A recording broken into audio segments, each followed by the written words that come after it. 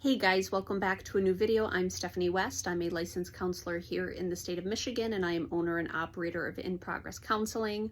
One of the pieces that can help us with kind of agitation and overwhelm is being resourced or equipped to deal with the situations that feel most affronting or offensive or agitating. So the more we have resources, the more our perception of risk goes down, the more competent and capable we feel in our lives, the more sure-footed we can navigate. Here's the thing though.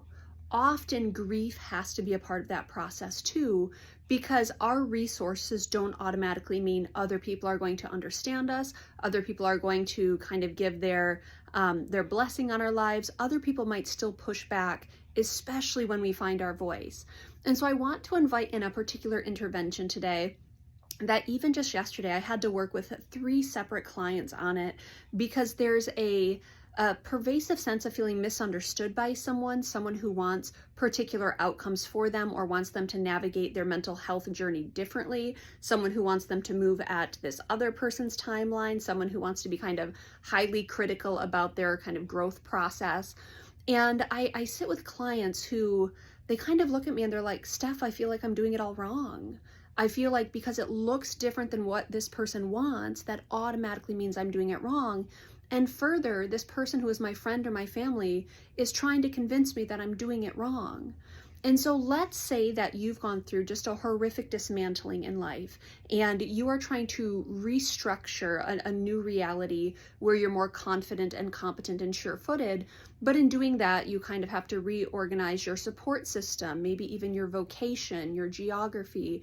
There's a lot of pieces at play in addition to kind of body, mind, and spirit wellness. So there's just a lot of things in flux. That type of life pivot or life overhaul takes a momentous amount of time, sometimes years.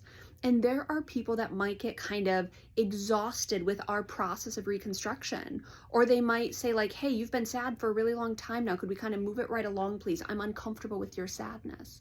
And when that happens, clients have to gain language around that idea of, I'm not doing anything wrong in the sense that my journey is different from your expectations and my journey is different from your journey.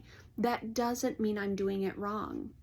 Now, often we have to grieve that other people are maybe harshly appraising what we are going through, or they're harshly appraising how we are choosing to navigate it. But the reality is growth comes in saying, I'm sorry that it looks different from what you want, and it's still okay that it looks different from what you want. And creating a boundary with people saying, look, I'm going to assume you have the best of intentions here, and I'm going to let you know that I disagree with you, and I'm going to let you know that my ways are okay too. And I'm going to let you know that I'm not actually asking for your permission or your approval. And those are really hard things to kind of practice saying, especially when there's this history of being a people pleaser or keeping the peace or shutting down your own voice. It can be really hard to look someone in the face, someone who you know loves you, but they're being really pushy or antagonistic about your story, and saying, look, I'm going to operate from the assumption that you love me and you really are for my good, and I'm going to let you know how you're going about it is really painful for me. The research tells us that for every negative, someone typically needs about 5 to 7 positives just to neutralize the experience.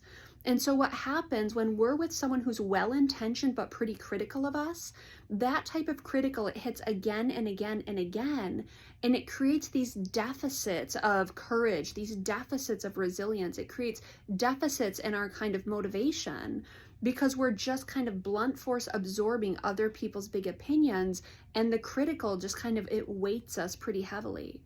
And so what I'm offering here is that idea of saying to someone, look, I love you, I respect you, and you have to back off here. This is my story.